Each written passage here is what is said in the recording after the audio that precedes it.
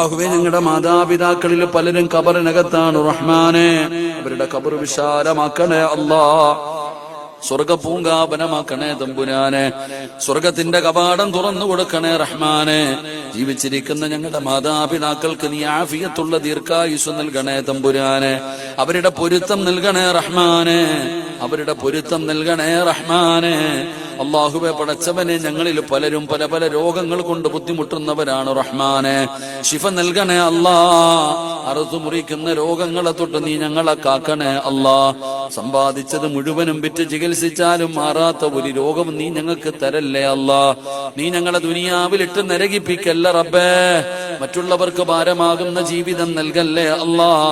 കിടന്ന് കിടപ്പിൽ കിടന്നു മലമൂത്ര വിസർജനം നടത്തേണ്ട അവസ്ഥ വരുത്തല്ല റഹ്മാനെ. ഭാര്യയും മക്കളും കൂടപ്പുറപ്പുകളും കുടുംബക്കാരും മരിക്കാൻ വേണ്ടി ദുആ ചെയ്യുന്ന അവസ്ഥ വരെ എത്തിക്കല്ല തമ്പുരാനെ. അല്ലാഹുവേ, എപ്പോ എവിടെ വെച്ചാണ് മരിക്കുന്നതെന്ന് ഞങ്ങൾക്കറിയില്ല റബ്ബേ. നീ ഈമാനുള്ള മരണം നൽകണേ അല്ലാ.